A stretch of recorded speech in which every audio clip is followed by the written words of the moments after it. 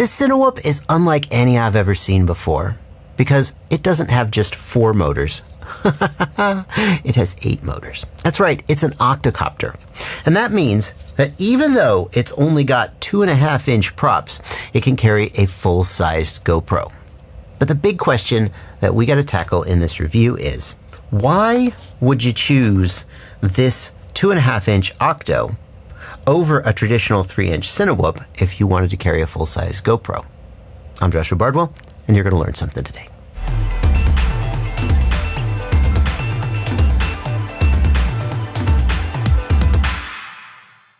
The products that you're going to see me review in this video, the Axis Motors Air Force Octo and the Rotor Riot Shendrone Squirt, were provided to me by their respective manufacturers. I did not buy them with my own money. I have not received any cash or other compensation in exchange for this video, and no one has had any input or approval over the contents of this video before it was released. Before we go to the flight test, let's just take a closer look at this quadcopter, octocopter. I'm going to keep doing that, so forgive me. Let's just take a quick look at this and see how they've made it compared to like a traditional 95mm quad. And basically what they've done is they, see from the top down, it almost looks like a traditional 95mm quad, but they've basically just stacked one on top of the other upside down. So we've got this main carbon fiber bottom plate and then this additional plate down here to add a little bit of rigidity. And there you've got your octocopter. Here on the back, we've got an ESC, and it's a little hard to get it on camera, but there's another ESC up here. There are 2 4-in-1 ESCs, and the flight controller has 8 motor outputs. So this is running as a proper octo mixer. Now you might well be asking, who in the dickens is Axis Motors anyway? And it turns out that they're not just some fly-by-night company that popped up out of nowhere. Axis Motors has been founded by, well, the name that pops out to me is Vivian Tan. And you may know Vivian Tan as one of the representatives of T-Motor. I'm sure that Vivian by herself isn't the only one forming this company, but I don't know the names of anybody else who is doing it with her. But the short version is that Vivian and some other people left T-Motor and formed their own company. And I think that bodes well because, like, clearly whoever they've got working for them probably has some experience making motors. And historically, T-Motor has made very good motors. We can't take anything for granted, and they definitely have to prove themselves with their initial products, but it's definitely sort of leans you maybe 51% in the direction of giving them the benefit of the doubt that they've made a good product. Now the version of the aircraft that I've got is the analog version, and you're going to see in the flight testing what the camera looks like. The analog version is labeled as going up to 600 milliwatts on the product page, but the VTX table it ships with says 1 watt. So we're going to stick this on my Immersion RC power meter a little later in the video, and we're going to see what the actual output power is. 600 milliwatts, 1 watt, that's pretty good, as long as it hits, I mean 1 watt's better, but 600 is okay. The motors are 1404 in size and 4510 kV. Now it's designed to run off a 4S battery, and 4510 kV is pretty freaking high for a 3-inch prop, which is what's usually being run off a 1404 motor. So you would typically see about 3800 kV on a 3-inch prop for that motor size. I don't actually know off the top of my head whether that's a reasonable kV for this prop size, especially because there are 8 of these motors, so each of the motors is going to be doing half of the lifting. We're just going to have to see how it flies. All right, so we are hovering at about 30% throttle. Let's see how she feels to fly. Feels, oh no, I can see little bobbles.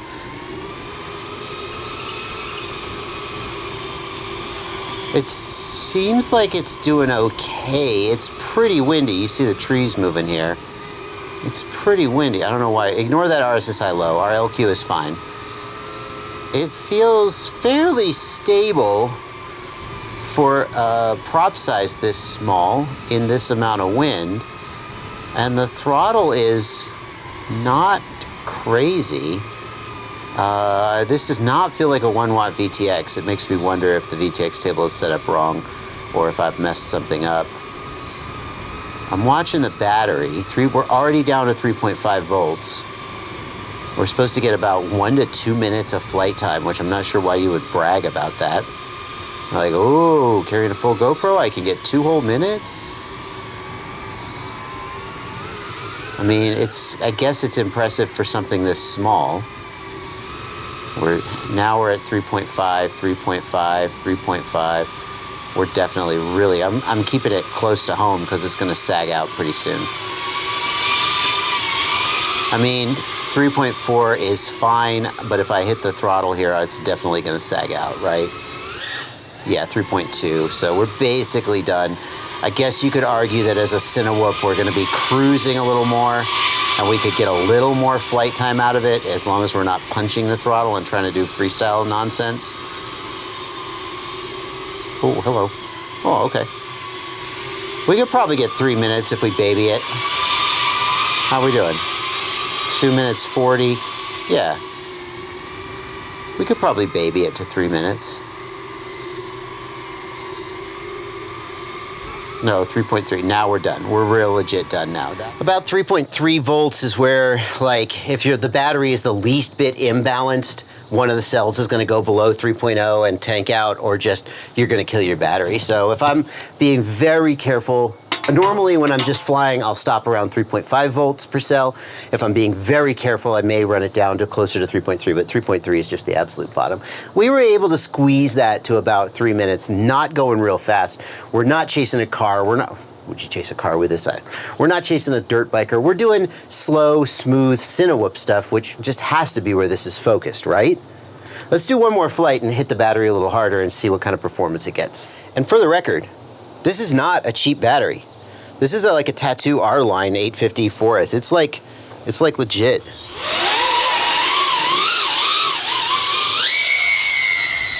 So we immediately dropped to 3.2, but that's a pretty impressive punch out for a quad this small. It's pretty impressive. And if you want to push it,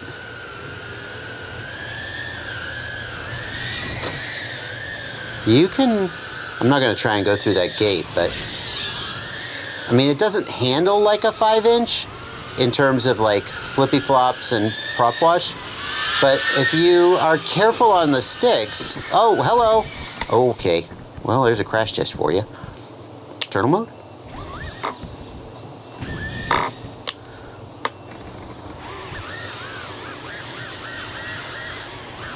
Okay, anyway, I thought I was going to swing wider. Oh, it's heavy. Oh, it's heavy. It's not happy. I did not get as much punch there as I was hoping to get.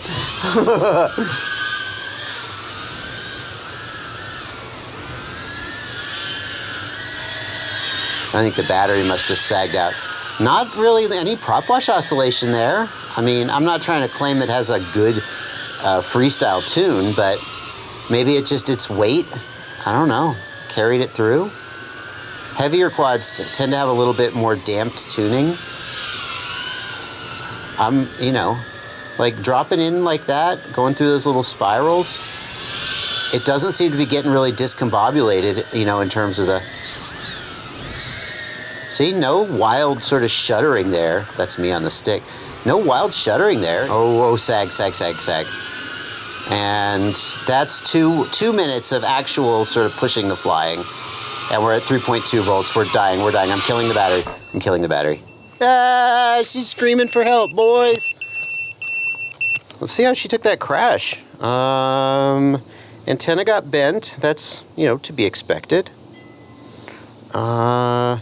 Any of the prop guards get broke? No. Prop guards are all intact. Oh, no, they're not. Bingo. There you go. We got a busted prop guard here, so fair enough. This foam is completely worthless, in my opinion. It just, you can see, I mean, what does it do? I don't know. Does it really make a difference? Maybe in the lightest of taps. Doesn't seem like there's any other damage, though. Jiminy. Well, look how this prop got chewed up. It really got, I don't know what happened there. Really got in there. Maybe when I landed flat or tried to take off from the rocks, it hit a rock. Still, it flew okay. Now let's ask ourselves, what would more typically be used if someone wanted to fly a full-size GoPro in a small, tight environment?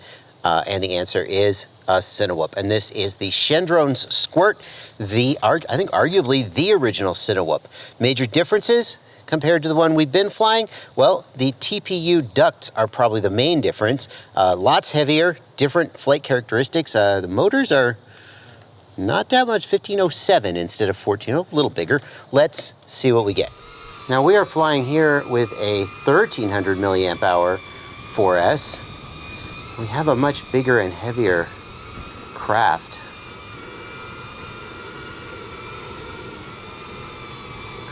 What does that mean for our performance?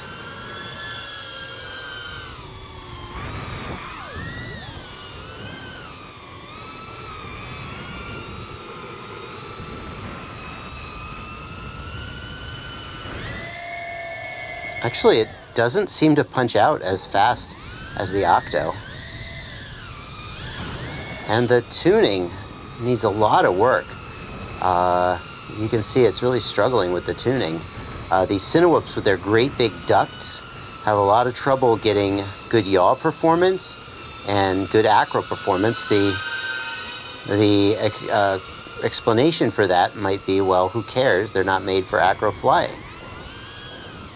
They're made for smooth cinematic chasing. Fair enough. I definitely like the feel of this flying better. It feels like I'm having to force it less. I think it's just bigger, heavier, and bigger props, and that's just a characteristic that they have. We're down to 3.6 volts. We're going to keep going. 2 minutes, 23 seconds. Oh boy. Get on that throttle, boy. I'm seeing a lot of bobbling in the wind.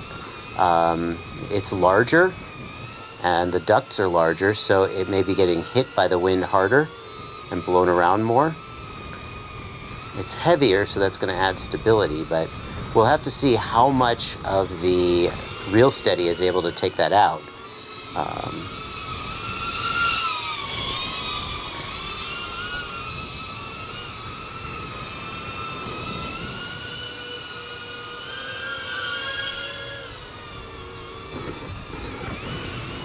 Big prop wash problems there. You could probably argue that you could tune that a little better, but this is definitely an issue that all big ducted Cinewhoops struggle with. Okay, so unanswered question number 1, can it fly with a missing prop or a blown motor? And you would think that the answer to that would be obviously yes. The Betaflight mixer and PID controller do not have the ability to detect that a motor has completely failed. When a motor fails, basically the whole thing just falls apart and the quad can't fly. But I wonder if that's not as true for this Octo, because with the octo-copter, the motors are coaxial, and so if you lose one, isn't that just the same as just having one motor be at half power? So yeah, it'll fly with a missing prop, and presumably it'll fly with up to 4 missing props as long as they're the right 4 props. Obviously, if you lose 4 on one side, it's not going to fly. The other unknown quantity that we have to address is the VTX power. Is it 600 milliwatts? Is it 1 watt? Here's how we're going to do that. And to do that, we're going to install this Immersion RC RF power meter. This is the limited edition Rotor Riot branded one. Can't get this anymore. But if you do want to get this power meter, there are links in the video description and a link to my video where I did a review of it. The takeaway is this costs about $70, and it's not as accurate as a $3,000 power meter, but it's accurate enough to tell the difference between 600 milliwatts and a watt. One comment about this quad, that this is probably the biggest criticism I have of this quad, is that this freaking SMA connector here, you cannot get a wrench in here to tighten down this nut. It won't fit past 3D printed pieces. And that means that it is, I don't know how they tightened this SMA nut. Well, they didn't. It's not tight, it's loose. And you can't get a wrench on the backside either, at least not without opening the whole dang thing up. So when you screw this down, you can't get it properly tight. And if you try to get it properly tight, then this pigtail on the inside twists because the thing isn't tight enough. and eventually you'll just twist the whole freaking thing off. So we could be losing some signal strength to this not being quite as tight as it needs to be, and you're definitely going to lose signal strength if when you break your pigtail because you twisted the damn thing off. I always recommend that people use this style of pigtail. Surely I have one.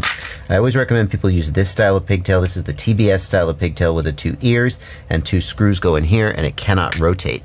And there's just no way to get that wrong. But if you do use this kind of pigtail, the least thing you could do is make it so I can get a dang wrench on the nut so I can actually properly tighten it down. But moving on. See, it's not as tight as it needs to be, and there's no way to get it as tight as it needs to be because you twist the whole damn thing. Anyway, let's plug in.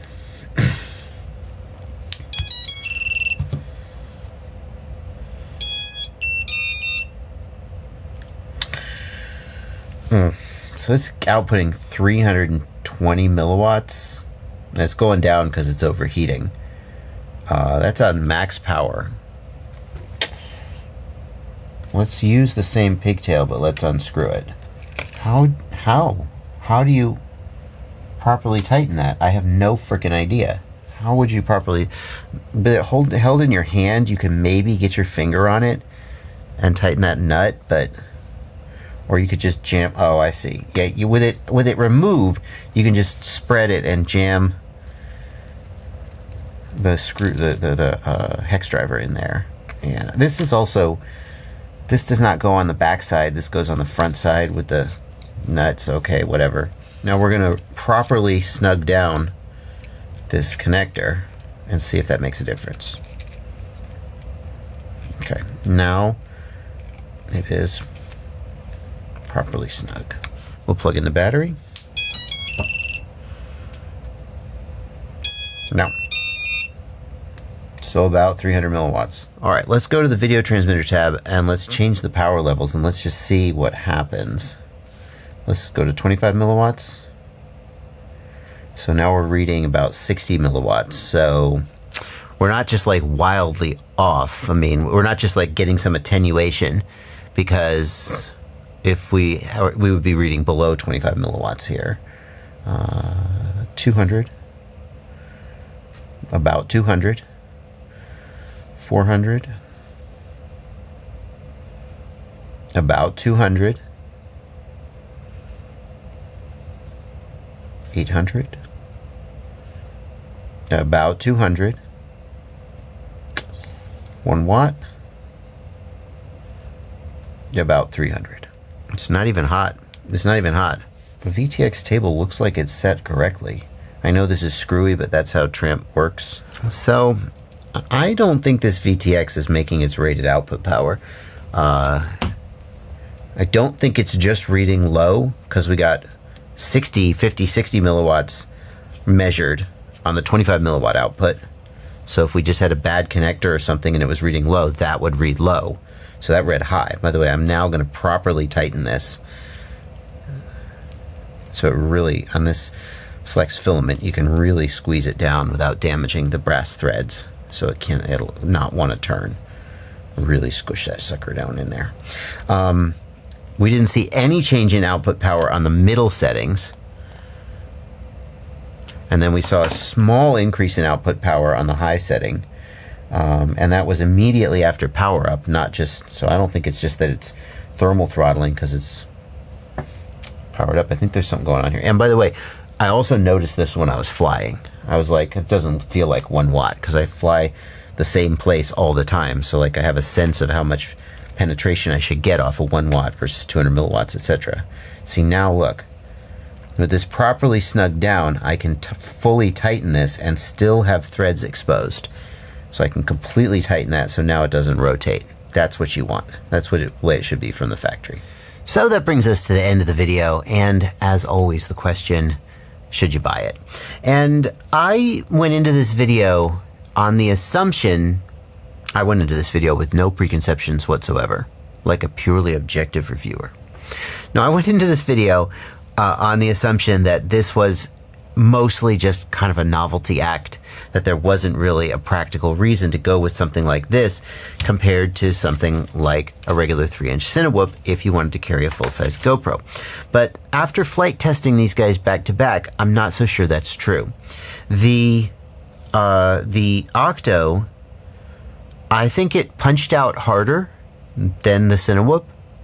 I think it had more power and more speed, and it definitely, and this is, I don't know how this is true, but it definitely had better handling. The other thing that I think comes into play here is the size.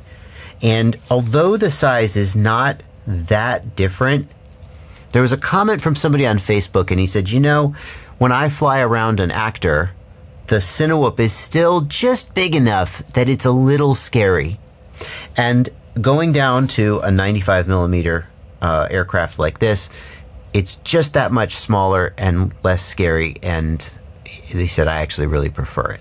So, is this just a novelty? No, I don't think it is.